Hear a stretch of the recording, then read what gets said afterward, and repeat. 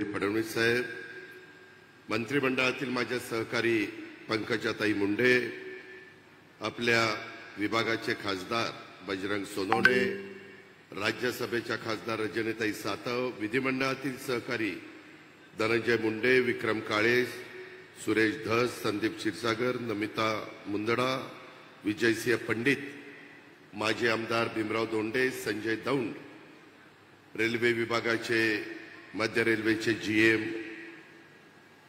धर्मवीर मीनाजी, राजेश कुमार वर्माजी, रजनीश माथुरजी आणि रेल्वे विभागाचे सर्व वरिष्ठ अधिकारी, शासनाचे बीडचे जिल्हाधिकारी, मुख्य कार्यकारी अधिकारी जिल्हा परिषद, एसपी, आमचे बीड जिल्ह्याचे सर्व राजकीय पक्षाचे उपस्थित असणारे मान्यवर, सर्व पत्रकार बंधू भगिनी, आजच्या या महत्त्वाच्या कार्यक्रमाच्या करता बीड जिल्ह्यातल्या अनेक भागातून आलेले आमचे नागरिक बंधू भगिनींनो आणि माझ्या तरुण मित्रांनो, बीड ते अहिल्यानगर ह्या रेल्वेचा शुभारंभ करण्याचा निर्णय ज्यावेळेस आम्ही आता पुन्हा महायुतीच्या सरकारचा जबाबदारी देवेंद्र फडणवीस यांनी स्वीकारली आणि देवेंद्रजी असतील, एकनाथरावजी असतील, मी असेल, आमचे सगळे मंत्रिमंडळातील सहकारी असतील, या 5 वर्षाच्या काळामध्ये जनतेने एवढं भरभरून आपल्याला प्रेम दिलेलं आहे, भरभरून पाठिंबा दिलेला आहे. याही जिल्ह्यांनी एखादा अपवाद वगळता सगळ्या जागा महायुतीला दिलेल्या आहेत आणि त्याच्यावर जनतेने जनतेचं काम केलेलं आहे. आता आपल्याला जनतेचे प्रश्न सोडवायचे आणि त्याच्यामुळं आम्ही मुख्यमंत्री आणि सगळेजण ह्या कामाला लागलो आणि बरेच वर्ष म्हणजे मी आता सगळ्यांची भाषणं ऐकत होतो. मी पण 91ला खासदार झालेलो होतो. त्यावेळेस 91 ते 96 हे पी.व्ही. नरसिंहरावजी मुख्य पंतप्रधान होते आणि इथं केशर काकू क्षीरसागर खासदार झालेल्या होत्या. त्यावेळेस सुरेश कलमाडी यांच्याकडे रेल्वे विभाग होता. त्यावेळेस या रेल्वेचं कामाचं भूमिपूजन झालं, परंतु पुढं प्रकल्प मंजूर 95-96ला झाला, परंतु पुढं म्हणावं अशी गती मिळाली नाही. 99 मध्ये अहिल्यानगर आत्ताचं आणि त्यावेळेसचं अहमदनगर नारायण ढो 14 कोटी रुपयाचा प्रकल्प आपण मंजूर केला. त्याच्यानंतर 2008 साल उजाडलं.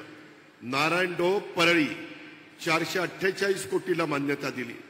परत 2008लाच सुधारित मान्यता 1010 कोटीला दिली आणि त्याच्यामध्ये राज्य सरकारने 505 कोटी आणि केंद्र सरकारने 505 कोटीची जबाबदारी स्वीकारली.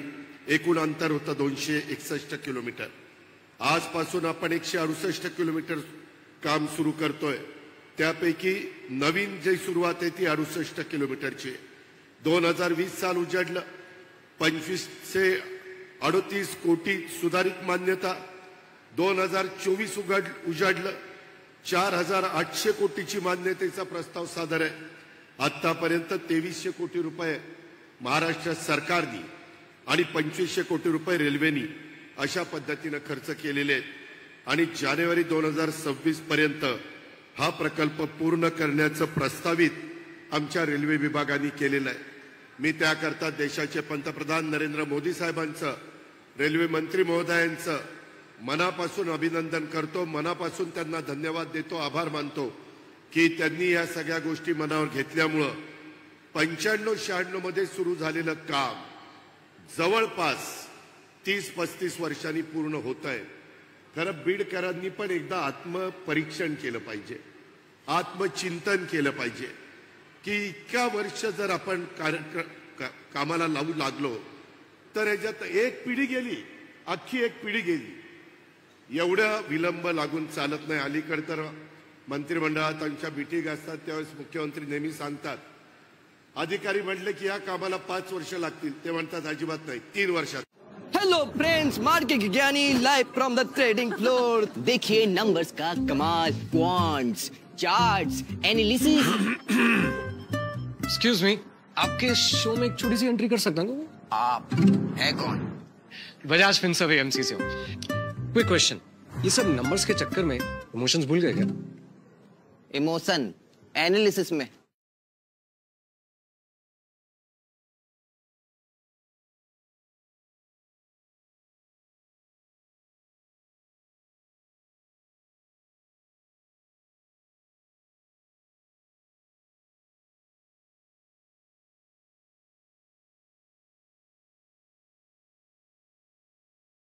त्या काळामध्ये तुरुंगवास भोगला, हौतात्म्य पत्करलं अशा सर्व ज्ञात अज्ञात स्वातंत्र्य सेनानींनी आणि वीरांगणांना आदरांजली मी सुरुवातीलाच अर्पण करतो. आपल्या सर्वांना मराठवाडा मुक्ती संग्रामाच्या मनापासून शुभेच्छा देखील देतो. देशाचे आपले लोकप्रिय पंतप्रधान नरेंद्र मोदी साहेबांचा आज वाढदिवस. मगाशी तुम्ही मोदी साहेबांचे विचार, त्याच्यामध्ये स्वस्थ नारी सशक्त परिवार याकरता देश पातळीवर हा कार्यक्रम साजरा केला. मध्य प्रदेशमध्ये धार म्हणून जे शहर आहे तिथून त्यांनी त्या कार्यक्रमाची सुरुवात केलेली आहे संपूर्ण देशाकरता. आणि देशाचे पंतप्रधानांचा वाढदिवस सुद्धा आहे. त्या निमित्तानं मी त्यांना देखील महाराष्ट्रातल्या 13 कोटी जनतेच्या वतीनं, व्यक्तिशः माझ्या वतीनं, बीड जिल्ह्याच्या वतीनं मनापासून शुभेच्छा देतो. त्यांना दीर्घायुष्य लाभो अशी प्रार्थना देखील करतो. त्यांच्या वाढदिवसाचं औचित्य साधूनच आज राज्य शासनाने अनेक उपक्रम याला शुभारंभ पण केलेला आहे. ही पण महत्वाची बाब आहे. आज आपल्या संभाजीनगरला, छत्रपती संभाजीनगरला मुख्यमंत्री तिथं येत असतात, झेंडावंदन करत असतात, सगळ्यांच्या हुतात्म्यांना आदरांजली वाहत असतात. आणि मी त्यांना म्हणालो की त्याच दिवशी जर आपण याचं उद्घाटन करू शकलो, ह्याला हिरवा झेंडा दाखवू शकलो तर ते जास्त चांगलं घडेल. कारण पंतप्रधानांचाही वाढदिवस आणि आपल्या मराठवाडा मुक्ती संग्रामाचाही महत्वाचा दिवस, त्यांनी पण ते मान्य केलं. आणि त्याच्यामुळं आजचा हा दिवस बीड आणि अहिल्यानगर वासियांच्या दृष्टीनं अतिशय आनंदाचा आणि अभिमानाचा अशा प्रकारचा क्षण आहे. आज खऱ्या अर्थाने बीड जिल्ह्यातील नागरिकांनी अनेक वर्षापासून पाहिलेले स्वप्नांची पूर्तता होते. या नवीन रेल्वेच्या शुभारंभाच्या निमित्तानं मी बीड आणि माझ्या अहिल्यानगर या भागातल्या तमाम जनतेचं अभिनंदन करतो. या कार्यक्रमाला आदरणीय मुख्यमंत्री साहेब आणि रेल्वेचे अधिकारी पण उपस्थित आहे. तुमच्या जिल्ह्याचा पालकमंत्री या नात्याने मी मुख्यमंत्र्यांचं पण आपल्या सर्वांच्या वतीनं या कार्यक्रमाच्या निमित्तानं स्वागत करतो. जे रेल्वे खात्याचे अधिकारी आलेले आहेत बाहेरनं, त्यांचंही मी मनापासून बीड जिल्ह्याच्या वतीनं पालकमंत्री म्हणून स्वागत करतो. राज्याच्या सर्वांगीण विकासामध्ये मराठवाडा विभागातील सामाजिक, आर्थिक, शैक्षणिक, औद्योगिक विकासाचं योगदान हे उल्लेखनीय राहिलेलं आहे. धार्मिक आणि ऐतिहासिक पर्यटन स्थळांचा समृद्ध वारसा लाभलेली ही संतांची भूमी खऱ्या अर्थानं विकासाकडे वाटचाल करते असं म्हटलं तर ते वावगं ठरणार नाही. मराठवाड्याच्या रेल्वेच्या इतिहासात आजचा दिवस हा स्वर्णिम त्याच्यामध्ये दिवस आहे. हा मार्ग केवळ 2 जिल्ह्याला जोडणारा नाहीये, तर लाखो लोकांच्या स्वप्नांना जोडणारा आहे. आणि इथं आपल्याला थांबायचं नाही. आज पहिल्यांदा ही रेल्वे मुख्यमंत्र्यांनी हरी झेंडी दाखवल्यावर आजच्या दिवशी फक्त मोफत प्रवास करायचा आहे, परत तिकीट काढून प्रवास करायचा आहे. नाहीतर म्हणाल त्या दिवशी आम्हाला फुकट दिलं ना, आता काय पैसे घेताय. आजच्या दिवसापुरतंच आहे, कारण आज उद्घाटन आहे. त्याच्यामुळं सवयी चांगल्या लावा. नाहीतर मी मागापासून बघतोय, मी महाराष्ट्रात फिरत असतो, वेगवेगळ्या भागात जात असतो, परंतु तुम्ही असे आज चेकाळलाय, तुमचे नेते उठले की वो काय तुम्ही कधी रे सुधारणार तुम्ही. परत मग मी बोललो की दादा आले आणि आम्हाला बोलले, अरे जग कुठं चाललंय, इतर देश कुठं चालले, इतर राज्य कुठं चालली. आपण जरा आत्मचिंतन, आत्मपरीक्षण करा. कशामध्ये आपण वाद घालतोय, कशा करता समाजामध्ये तेढ निर्माण करता. अरे आपण सगळे माणूस आहेत, माणुसकी दाखवा. शेवटी आमच्या राज्याला, महायुती सरकारला सर्व जाती धर्माला न्याय द्यायचा. आम्ही जातीचं पातीचं नात्याचं गोत्याचं राजकारण करायला आलेलो नाहीये. आम्ही समाजाचं भलं करायला आलेलो नाही. देशाचे पंतप्रधान आमच्या पाठीशी आहे. केंद्र सरकार आमच्या पाठीशी आहे. राज्याचे मुख्यमंत्री सतत त्या ठिकाणी काम करतायत. कुठल्याही विकास कामाच्या बद्दल कुणी जर अडथळा आणला तर अधिकाऱ्यांना सांगतात इथं राजकारण करायचं नाही, इथं समाजाचं हित बघायचंय. ह्या पद्धतीनं काम चाललंय. आज गेल्या काही महिन्यात मला तर आज इतकं वाईट वाटलं की मी सहज विचार करत होतो. केशर काकू क्षीरसागरांच्या काळात भूमिपूजन झालं, त्याच्यानंतर रजनीताई पाटील खासदार झाल्या, नंतर जयसिंगराव गायकवाड 2 वेळेला खासदार झाले, नंतर मुंडे साहेब 1 वेळेला खासदार झाले, नंतर अचानक ते आपल्याला सोडून गेले. त्यांना मी भावपूर्ण श्रद्धांजली अर्पण करतो. त्याच्यामध्ये नंतर प्रीतमताई राहिलेल्या टर्म मध्ये आल्या, नंतर अजून एक टर्म प्रीतमताईंना मिळाली आणि आता बजरंग सोनवणे आले. एवढे खासदार झाले तेव्हा कुठं आपली रेल्वे अजून पण पुढे जायची आहे. मी या मताशी सहमत आहे. मुख्यमंत्र्यांशी मी आत्ताच बोलत होतो की अहिल्यानगर नाही, आम्हाला पुण्याला जायचंय. पुण्यापर्यंत हडपसरला तिथं आम्ही आता व्यवस्थितपणे स्टेशन करतोय आणि पुण्यानंतर आपल्याला मुंबईला जायचंय. मुंबईला देखील तिथं प्लॅटफॉर्म उपलब्ध होत नाही, परंतु त्याच्याकरता देखील रेल्वे मंत्र्यांनी लक्ष घातलंय. देशाचे पंतप्रधान नरेंद्र मोदी साहेब झाल्यापासून त्याच्यामध्ये बुलेट ट्रेन, त्याच्यामध्ये वंदे भारत ट्रेन, त्याच्यामध्ये अनेक शहरांच्या मध्ये मेट्रो, त्याच्यामध्ये आपल्या इथं अनेक जुने प्रलंबित राहिलेले रेल्वेचे प्रकल्प, अनेक रेल्वे स्टेशन, इतकी सुंदर रेल्वे स्टेशन वेगवेगळ्या भागातली होत आहेत. हे आपल्या सर्वांचं काम आहे. हे रेल्वे स्टेशन पण अजून काही थोडंसं काम राहिलंय. मी सकाळी मीना साहेबांशी आणि बाकीच्या मान्यवरांशी बोलत होतो. मित्रांनो, तुम्ही नको तिथे राजकारण आणू नका. आम्ही मुख्यमंत्री सगळे तुम्हाला भरभरून द्यायला तयार आहोत, परंतु काम चोख झालं पाहिजे. मुख्यमंत्री महोदय, आज मी सकाळी 7:30ला कॅथ लॅबचं उद्घाटन केलं. इतकं सुंदर काम झालेलं आहे. 10 महिने 9 महिने पडलं होतं. थोडंसं 50 लाख रुपये पाहिजे होते. मी अधिकाऱ्यांना मुख्यमंत्र्यांच्या देखत सांगितलं, थोड्या पैशाच्या करता माझ्या बीड मधल्या 6 विधानसभा मतदारसंघातली जी कामं थांबलीत आम्हाला सांगा, आम्ही तुम्हाला 2 पैसे उपलब्ध करून देऊ. हा शेवटी जनतेचा पैसा आहे. तुमच्या भल्याच्या करता खर्च आम्ही करणार. आम्ही तिथं भेदभाव करणार नाही.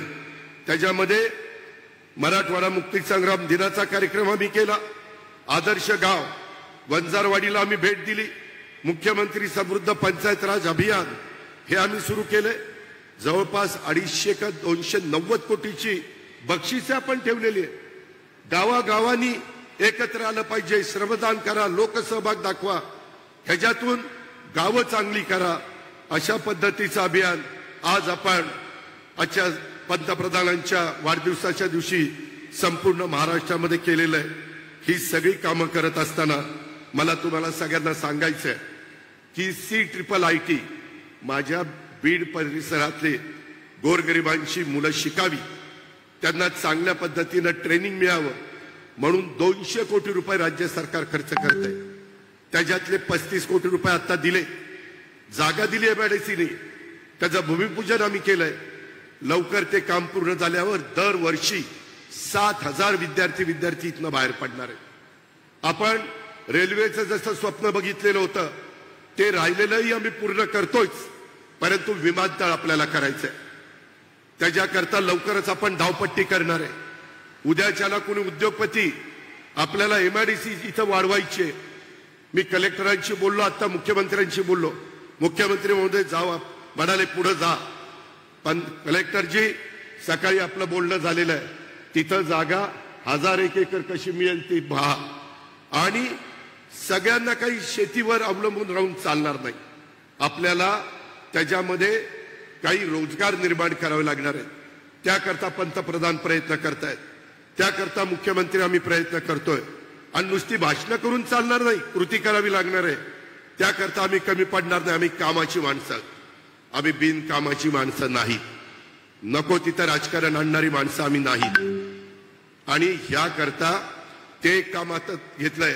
25 कोटीचं क्रीडा संकुलाचं काम तुमचं मंजूर केलेलं आहे, ते आपल्याला सुरू करायचं आहे. कालच खासदार आमदारांना घेऊन बसलो होतो. नमिता मुंदडा इथं आहेत. पहिलं आशिया खंडातलं पहिलं तालुक्याचं आपलं महाविद्यालय मेडिकल कॉलेज हे अंबेजोगाईचं आहे. तिथं बरंच काम करण्याची गरज आहे. मुख्यमंत्री महोदय, काल मी आढावा घेतला. जवळपास 1000 कोटी रुपये त्या कामाच्या करता लागत आहेत. आपल्याला केंद्राकडनं पण काही पैसे घ्यावे लागतील. आज आम्ही त्यातल्या इथं उद्घाटन केलं. तिथंही 5 एकर जागा ती पोलीस खात्याची, आता पोलीस खात्याला लागत नाही. माझी विनंती आहे की ग्रामीण रुग्णालयाच्या इतर सुविधा देण्याच्या करता आज आपण ती जागा आपल्या सार्वजनिक आरोग्य विभागाला हँडओव्हर करावी, म्हणजे तिथं आपल्याला बाकीच्या सगळ्या गोष्टी करता येतील. माझ्या बीड मधल्या कुठल्याही गोरगरिबाला उपचार करण्याच्या करता पुण्याला मुंबईला जायची वेळ येऊ नये. ज्यांची ऐपत आहे ते जातात, गरिबांनी काय करायचंय? त्याकरता महायुती सरकारने आरोग्याकडं, शिक्षणाकडं, रोजगाराकडं, त्या अहिल्यानगरला जाताना वाचणार आहे. आता थोडासा प्रवास जास्त आहे, वेळ आणि जवळपास 5 तासाची आहे, पण ती टप्प्याटप्प्यामध्ये आपण कमी करणार आहोत. विकास करत असताना त्याच्यामध्ये मार्ग काढावा लागतो. पिण्याच्या पाण्याचा, शेतीचा पाण्याचा प्रश्न देखील आपल्या महायुतीच्या सरकारने मनावर घेतलेला आहे. त्याबद्दल आपण काळजी करू नका. फक्त कुठेही अडचण निर्माण होईल तुमच्या ऐकण्यात. सगळे आता इथे लोक हे पुढारी बसले त्यांच्याच ऐकण्यात आहे. दुसरं कोण तुम्हाला पुढारी? जे काही आहेत, काही मुंडे भाऊ बहिणीचं ऐकणार आहेत आणि काही बजरंगाचं ऐकणार आहेत, आणि थोडीफार राहिली ती माझं आणि मुख्यमंत्र्याचं ऐकणार आहे. म्हणजे सगळं कामच झालं. आता वाद घालू नका. आपल्या बाप दाद्यांनी जे काही स्वप्न पाहिलेलं होतं ते स्वप्न आता बऱ्याच अंशी पूर्णत्वाला गेलेलं आहे. पुढेही आपल्याला जोरात काम करायचं आहे, आणि ते काम करत असताना अनेक गोष्टी इथं आम्ही हातामध्ये घेतलेल्या आहेत. कुठल्याही परिस्थितीत मुख्यमंत्र्यांच्या साक्षीनं सांगतो, इथल्या विकास कामाला निधी कमी पडून दिला जाणार नाही, हे देखील अर्थमंत्री म्हणून मी तुम्हाला सगळ्यांना सांगतो. फक्त आपण चांगल्या सवयी लावा. आता पाऊस काळ चांगला झालाय. कालच कॅबिनेटमध्ये मुख्यमंत्र्यांनी सांगितलं, कुठेही माझा बैराजा, कुठेही माझा शेतकरी हा अडचणीत येता कामा नये. ताबडतोब पंचनामे करायला सांगितलेले आहेत. जिथं कुठं काही पूल वगैरे रस्ते अडचणीत आलेले आहेत त्याला निधी भरपूर उपलब्ध करून दिलेला आहे. त्याच्यामध्ये आता जिल्हाधिकारी आणि त्यांच्या सगळ्या टीमनी काम करायचं आहे. ह्या पद्धतीनं आपण पुढे जाऊया. आम्ही तुम्हाला चांगल्यातलं चांगलं करण्याचा मनापासूनचा प्रयत्न करू. दिलेला पैसा हा सत्कारणी लागला पाहिजे.